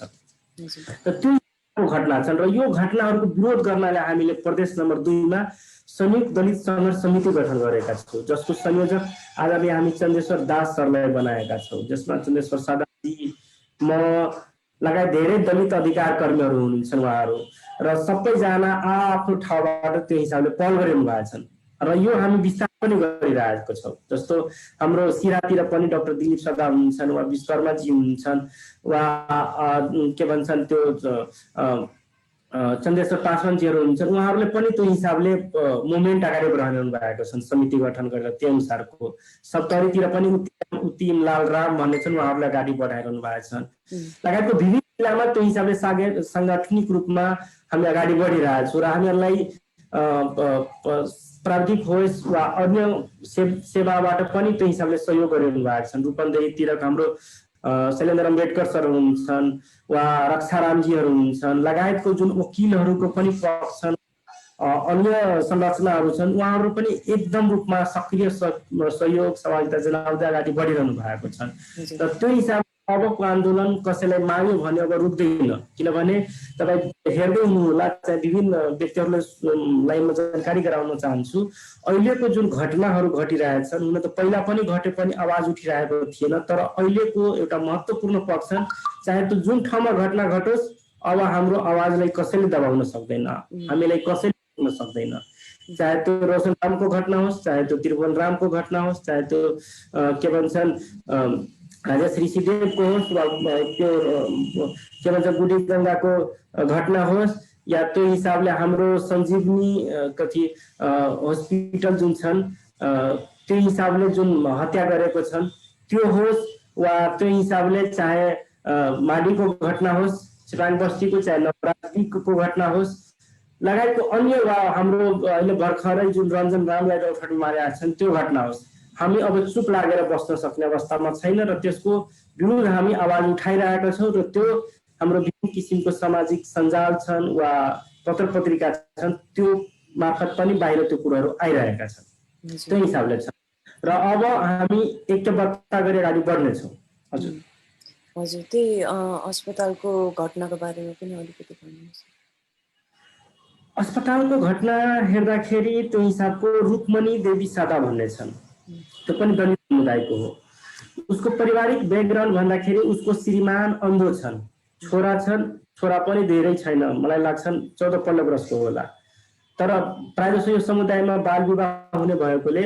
उसित 2वटा छोराछोरी पनि छन् श्रीमती पनि छन् भन्नाले श्रीमान अन्धो भइगयो छोरा बिमारी परेको छन् त्यो हिसाबले ओभरअल परिवारको जिम्मेवारी चलाउने भनेको रुक्मणी नै थियो रुक्मणी मेरो आमा जस्तो अरूको घरमा गएर उहाँ भाँडाकुँडा माझेर घर परिवार चलाउने गर्थ्यो र उसलाई तपाईको पथरीको समस्या थियो जुन पेटभित्रको जुन पथरी थियो त्यसको समस्या थियो पैसा थिएन तथापि उहाँको जुन दाइ छन् त्योसित समन्वय गरेर उसले कर्जमा पैसा लिएर त्यो हिसाबले भर्ना भयो त्यो राम हस्पिटलमा र त्यो हिसाबले त्यो हस्पिटलमा भर्ना भए पश्चात पनि त्यो हिसाबले जुन पहल गर्नुपर्ने थियो वा त्यो हिसाबले डाक्टरले जुन हिसाबले जिम्मेवारी राखेर गर्नुपर्ने थियो त्यो हिसाबले गर्नु भएछन् आइतबारको दिनमा भर्ना हुनु भएछन् त्यो अस्पतालमा र आइतबारदेखि सोमबार मंगलबार बुधबारसम्म उहाँलाई राख्नुभयो बुधबारसम्म अब आउँछन् डाक्टर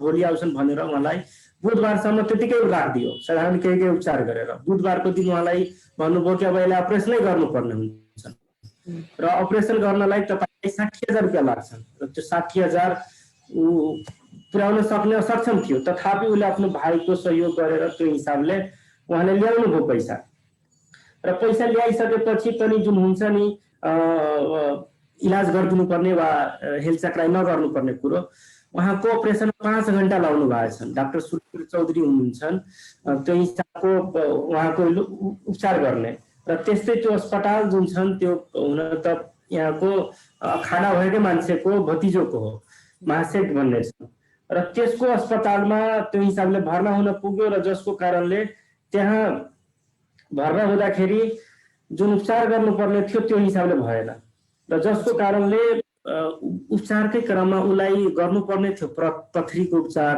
तर त्यहाँ गरिदियो के उसलाई जुन आन्द्रा हुन्छ नि त्यो आन्द्रालाई नै काट्दियो र काटिसकेपछि उहाँको 24 घण्टा नबित्दै मृत्यु हुन पुग्यो र जसको विरोध त्यहाँको गाउँलेहरूले गएर गर्यो यो गलत हो त्यो हिसाबले यस्तो हुनै नपर्ने हो तर त्यहाँ हेर्दाखेरि जब त्यो घटना भयो त्यहाँको प्रहरी प्रशासन सबै त्यहाँबाट गइयो रले जुन हस्पिटल छन् त्यसको मान्छे अलि पहुँचवाला छन् जसको कारणले उले प्रहरीलाई पनि बोलायो र त्यहाँको सिद्धार्थमा भन्नुपर्दा गुण्डालाई पनि बोलायो जब त्यो स्थानीयहरू त्यसको राति विरोध गर्न गयो डाक्टरहरूलाई बताउनु के कारणले मर्न गएको त्यो हामीलाई भन्नु लेखेर दिनु त्यो हिसाबले त्यो खोज्दाखेरि त्यो हिसाबले भयो के त उले आफैले त्यसले बोलाएको मान्छेहरू जुन उहाँहरूले पटक पटक भनिरहनु भएको छन् त्यो बुलेट मोटरसाइकलबाट आएको मान्छेले आफैले प्रहरीकै पछाडिबाट त्यो हिसाबले ढुङ्गा फ्यालेको त्यो पनि एउटा र त्यो ढुङ्गा फ्याल्ने बित्तिकै प्रहरीहरूले अनावश्यक किसिमले सबैलाई कुटपिट गर्न थाल्नुभयो त्यसमा 2 जनाको को फुटाइदिनु भएछन्, कतिजनाको हात भाँचिदिनु भएछन्।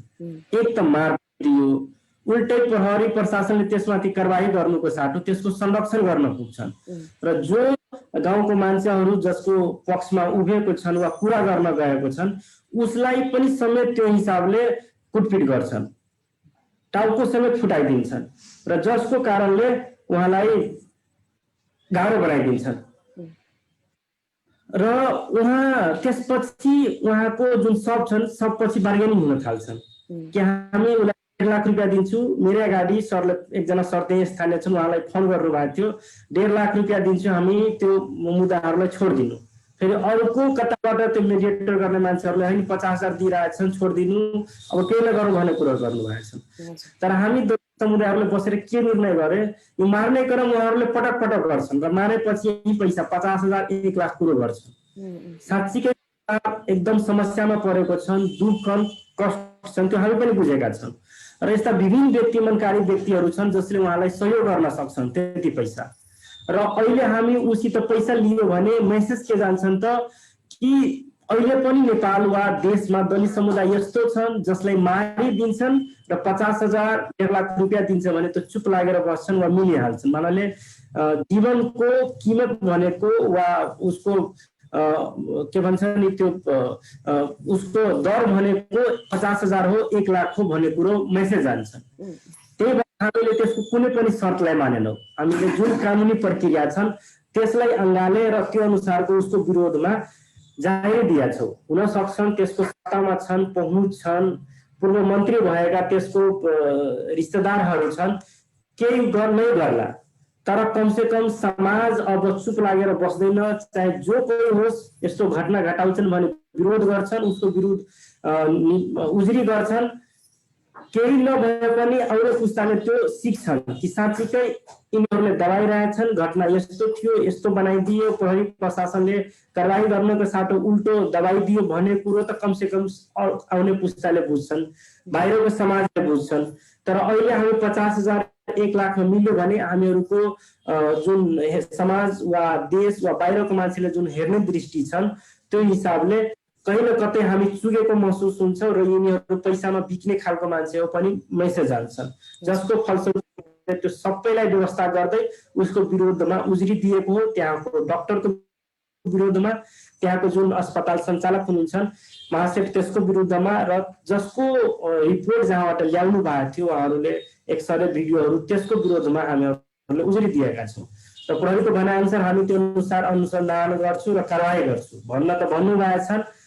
अब हेर्ने पालो हामीहरूको हो र त्यो हिसाबले पनि गर्न सक्नु भएन भने हामी त्यो हिसाबले उसलाई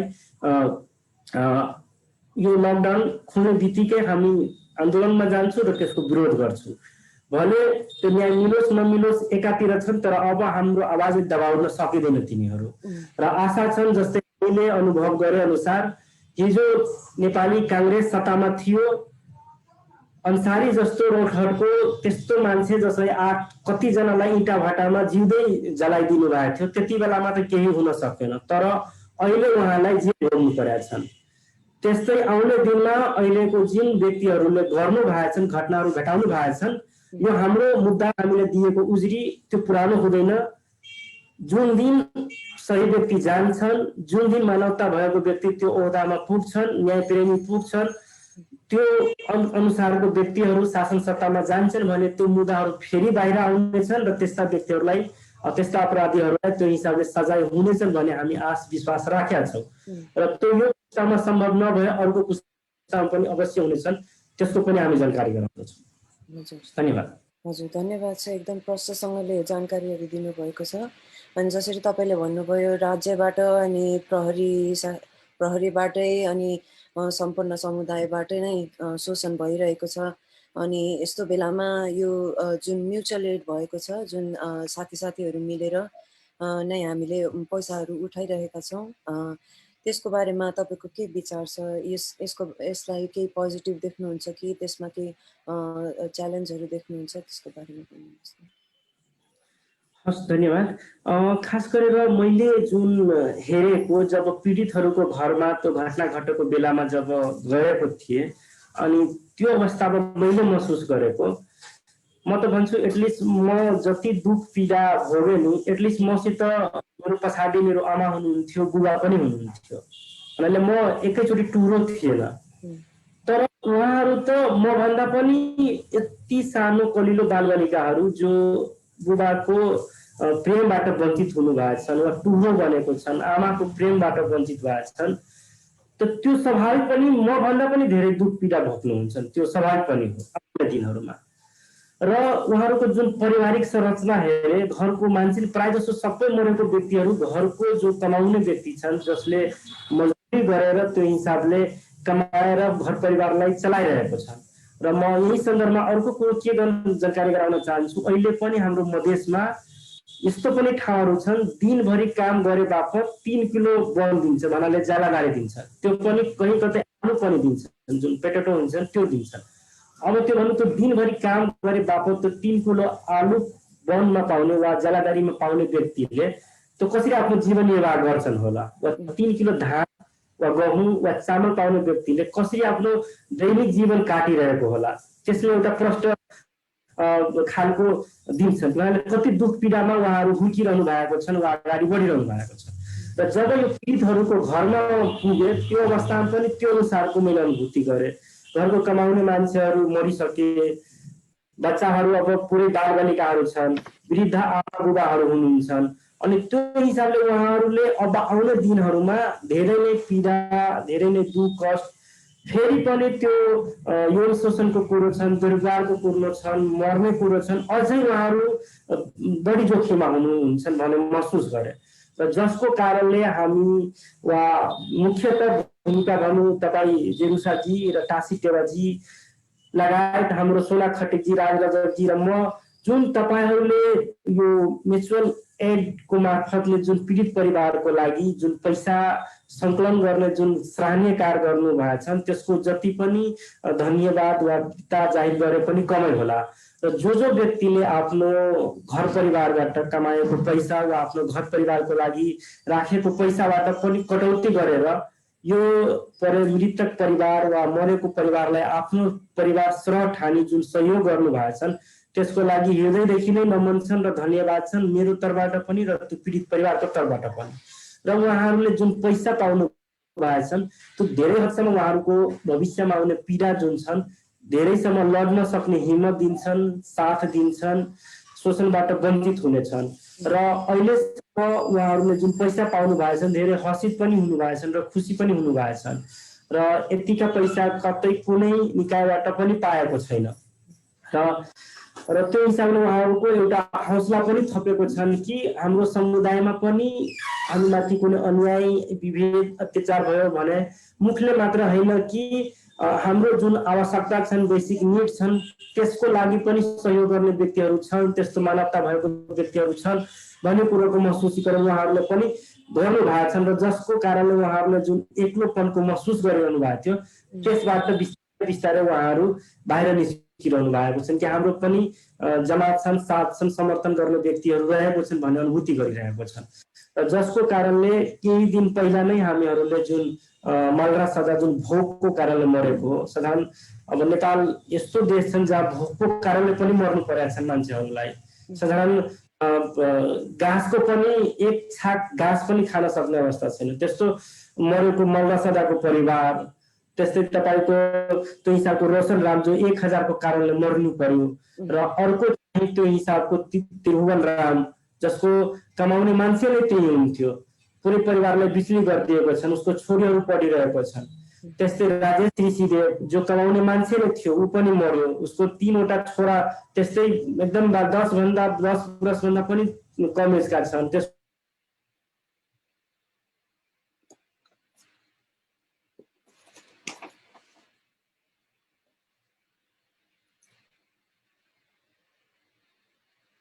सरी एकैछिन है, कोही बेला नेटवर्कको यो गडबडी हुनसक्छ। एकैछिनमा आइनुहुन्छ।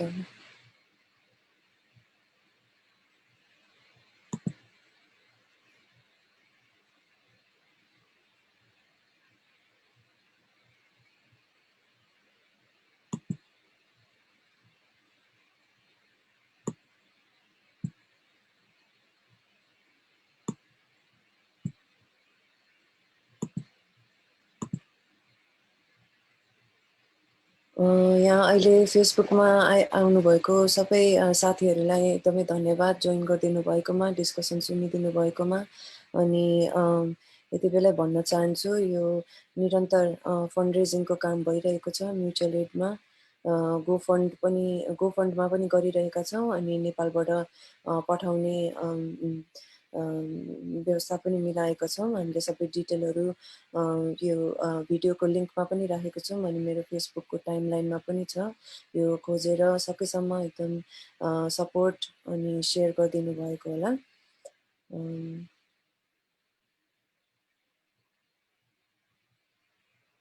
हुन्छ, कुनै नेटवर्कको प्रब्लम भएको हुनसक्छ। उहाँ एकैछिनमा पछुजी जोइन गर्नुहुन्छ। कुनै पनि क्वेसनहरू छ भने प्लिज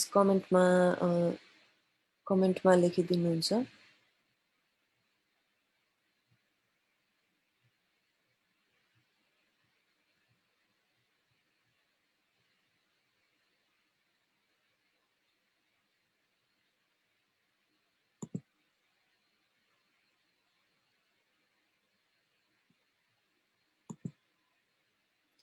अनि हजुर, तपाईँहरूले हेरिसक्नु भएको छैन भने योभन्दा अगाडिको एपिसोडमा हामीले सोना खतिकजी उहाँ कपिलवस्तुबाट हामीलाई जोइन गर्नुभएको थियो। अनि उहाँ चाहिँ नि कम्युनिटी रेडियो चलाउनुहुन्छ अनि उहाँले एकदमै धेरै जानकारीहरू ज्ञानहरू बाँड्नु भएको छ। यो पहिलाको एपिसोड पनि छ भिडियो यो मेरो टाइमलाइनमा। अनि छिट्टै हामी युट्युबमा पनि राख्नु आँटेका छौँ अनि तपाईँहरूसँग सेयर गर्नेछौँ।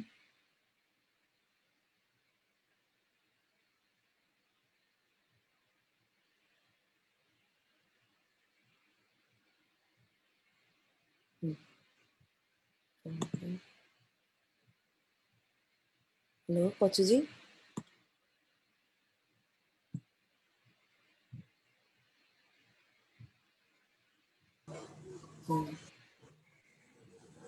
हजुर, पछुजी भन्नुहुँदै थियो। हजुर हजुर हजुर प्राविधिक कारणले डिस्टर्ब भएको थियो।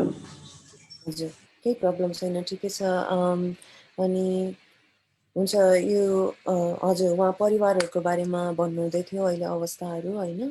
अनि यसरी अब अलिकति टाइम पनि भइसकेछ आज तोकेको। अनि जाने बेलामा अरू केही हामीलाई जानकारी दिन चाहनुहुन्छ, हामीले बुझ्नुपर्ने कुराहरू केही छ भने बाँडिदिनुहोस् न त्यसको बारेमा। एउटा त त्यो हिसाबले एउटा सबैसित जति पनि यो हेरिरहनु भएको छन् त्यो सबैसित अनुरोध छन् कि जुन पीडित परिवार छन्, जुन पीडामा हुनुहुन्छ, त्यसलाई भए जतिको सक्दो हामीले उहाँको मान्छेलाई त हामी फिर्ता ल्याउन सकिँदैन, तर जति हाम्रो तर्फबाट हुन सक्ने जुन आर्थिक रूपले होस् वा परामर्श दिएर होस् वा सन्तावना दिएर होस् वा श्रद्धाञ्जली अर्पण गरेर होस् त्यो परिवारलाई दिऊ, ताकि त्यो परिवारले पनि जुन एक्लो महसुस गरिरहनु भएको छन् त्यो नहोस् र उहाँलाई पनि आफू देश समाजमा रहेको र मलाई पनि सहयोग गर्ने साथ दिने परिवार रहेको छन् भन्ने महसुसीकरण होस् भनेर यो म्युचुअल एड मार्फत त्यो हिसाबले सहयोग वा आफ्नो डाइरेक्ट पनि उहाँहरू पीडित परिवारलाई सहयोग गर्नको लागि एउटा अपिल गर्न चाहन्छु। र आउने भविष्यमा पनि जस्तो यो घटना घटेको छ, नवजीवन हस्पिटलमा रुक्मणी देवी सादाको मृत्यु भएको छ, रौतहटमा निरञ्जन नामको हत्या भएको छन्, त्यो परिवारको लागि पनि हामी भविष्यमा म्युचुअल एड मार्फत त्यो हिसाबको सके जतिको सहयोग उनीहरूको परिवारको लागि जुटाउन पाओस्, ताकि जुन रुक्मणीको पनि केसमा छन् त्यसको परिवार वा अन्य व्यक्तिहरूलाई यो नलागोस् कि उनीहरूले 50,000 वा 1.5 लाख रुपियाँ ठोक्राएर गल्ती गरेको छन्, वा परिवारलाई पनि त्यो किसिमको भान नहोस् कि पैसा एटलिस्ट तिनीहरूले दिइरहेको थियो अहिले तत्काल न्याय पनि दिँदैन, त्यो पैसाले पनि त्यसको घर परिवारमा केही हदसम्म राहत हुन्थ्यो त्यो पनि लिन दिएन वा लिएन भन्ने कुरोको भान महसुसीकरण नहोस् भनेर हामीले उहाँहरूको परिवारको लागि पनि सक्दो जे जति सक्नुहुन्छ आफ्नो ठाउँबाट सहयोग गरौँ भने अपिल गर्न चाहन्छौँ। र अर्को साँच्चीकै हामीले पूर्ण नेपालमा बसोबास गर्ने सम्पूर्ण व्यक्ति वा न्यायकर्मी वा मानवाधिकार सबैमाथि हामीले यो लान्छना लगाएको होइन। उहाँभित्र पनि केही व्यक्तिहरू छन् जो न्यायप्रेमी हुन्छन् वा मानव अधिकार कर्मीको रूपमा हुन्छन् वा साथ समर्थन दिइरहनु भएको छन् वा जहाँ सक्नु भएछन् त्यतिसम्मको आर्थिक सपोर्ट गर्नु भएको छन्, त्यसको लागि हामी मुरी धन्यवाद छौँ। लेकिन हाम्रो त्यो भनेको थोरै छन्, शोषण दमन मार्ने भनेको धेरै हदसम्मको व्यक्ति छन्। त्यही भएर कहीँ न कतै जुन व्यक्तिहरू वा समाजको जुन मौनता छन् वा चुप्प लागेर जुन बस्नु भएको छन्, चाहे त्यो सरकारी राज्यको जुन दायित्व छन् त्यसबाट पन्छिरहनु भएको अवस्थामा वा पुलिस प्रशासनले दबाउन खोजिरहेको बेलामा वा मार्न खोजिरहेको बेलामा वा समाजले त्यो हिसाबले मार्न खोजिरहेको बेलामा जुन अर्को त्यही भित्रको समाज जुन चुप्प लागेर बसेको छन्, त्यो कहीँ न कतै या त समर्थन दिइरहेको छन्, त्यो हामीले महसुसीकरण गरिरहेका छौँ। त्यही भएर साँच्चीकै तपाईहरू यो पनि हाम्रो समाजको अङ्ग हो, यो पनि सम्मानपूर्वक स्वतन्त्रपूर्वक बाँच्नुपर्छ, उहाँको पनि सबै चिजमा सहभागिता हुनुपर्छन्, उहाँ पनि हामी जस्तै हो, बराबरमा रहन सक्छन्, बस्न सक्छन्, खान सक्छन्, भेदभाव गर्नुहुन्न भन्ने जुन अपेक्षा वा आशा छन् वा तपाईहरूले जुन चाहनुहुन्छ त्यो हिसाबले गर्न सम्भव हुनुहुन्छ तपाईँ यदि साथ समर्थन वा त्यो हिसाबले गर्नुभयो भने। तर चुप्प लागेर बस्दिनु भने हामीलाई त्यो भान हुन्छन् कि तपाईँ पनि कहीँ न कतैबाट चाहनुहुन्छन् कि उहाँहरूमाथि दिनानुदिन यस्तै भइरहोस् भन्ने कुरोको हामीलाई भान हुन्छन्। त्यही भएर अर्को त्यो पनि अनुरोध हो कि तपाईहरू जहाँबाट जेबाट सक्नुहुन्छ त्यो हिसाबले हामीमाथि भएको दमनको शोषणको राज्य पक्षबाट होस् वा गैर राज्य पक्षबाट होस् सके जतिको विरोध गरौँ, सहयोग गरौँ र एउटा मानवको नाताले भए पनि समाजमा सद्भाव कायम गरौँ र सबै बराबर हो भन्ने कुराको विकास गरौँ र आउने पुस्ताले पनि त्यही कुरा सिकाऊ भन्ने आग्रह गर्न चाहन्छु। हस्, धन्यवाद। धन्यवाद। यहाँ एउटा क्वेसन आएको रहेछ है, यहाँ निमा गुरुङजीबाट। उहाँले चाहिँ सोध्नु हुँदैछ कानुनको विद्यार्थीहरूले अनि कानुनमा काम गर्नुहुने मान्छेहरूले वकिलहरूले चाहिँ नि अब यो जातीय भेदभावको बारेमा के गर्न सक्नुहुन्छ, के भूमिका खेल्न सक्नुहुन्छ भनेर क्वेसन आइरहेको छ, त्यसको बारेमा के भनिदिनुहोस्। धन्यवाद त्यो प्रश्न राख्नु भएको हाम्रो आदरणीय वकिल साहबहरूलाई। वास्तवमा हेर्नु भने हामीले जुन अहिलेको परिप्रेक्ष्यमा हेर्दाखेरि हामीले कतिपय घटनाको मुद्दा लेखाउने बेलामा हामीले पैसा तिर्नु परेको छ र त्यो पैसा हामी त्यो पीडित परिवार छन् त्योसित पनि माग्न सक्ने अवस्था हुँदैन, त्यसले तिर्न सक्ने पनि अवस्था हुँदैन र हामी जो लागि परेका छौँ त्यो घटनामा त्यो उहाँहरू पनि आफ्नो काम आफ्नो परिवार सबै छोडेर हिँड्नु भएको हुन्छ। त्यो हिसाबले पनि उहाँहरूसित पनि त्यो पैसा हुन्छन् भन्ने कुरो गर्न सकिँदैन। त्यो हिसाबले भ्याएसम्म हामी आफैले व्यक्तिहरूले सबै जतिको आफैमा पैसा उठाएर पनि कतिपय घटनाको त्यो जाहिरले खानलाई 5,000 6,000 रुपियाँ पनि तिरेका छौँ र त्यो आउने दिनमा जहाँसम्म बहसको कुरा आउँछन् मलाई सुने अनुसारको जानकारी भए अनुसारको बहस गराउँदा पनि वकिलहरूको फिस तिर्नुपर्ने हुन्छ। त्यो लगायतको समस्याहरू हामीहरूले खेप्नुपर्ने बाध्यता हुन सक्छन्।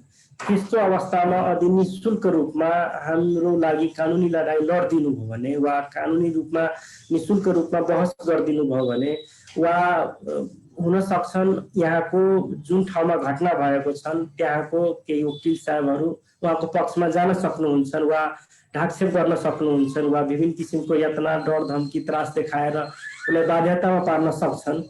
तर बाहिरबाट होस् वा यहीँको कुनै व्यक्ति जो सबैलाई चिरेर अगाडि आइदियो भने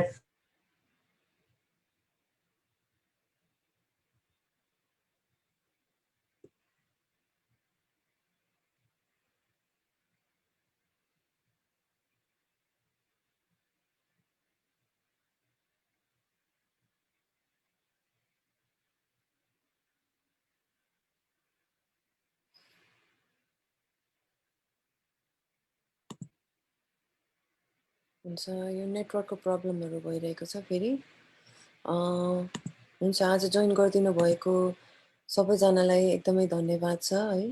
यो डिस्कसनहरू हामीले आज के सिक्यौँ यो हामीले मजाले सुनेर लागू गर्न सक्छौँ।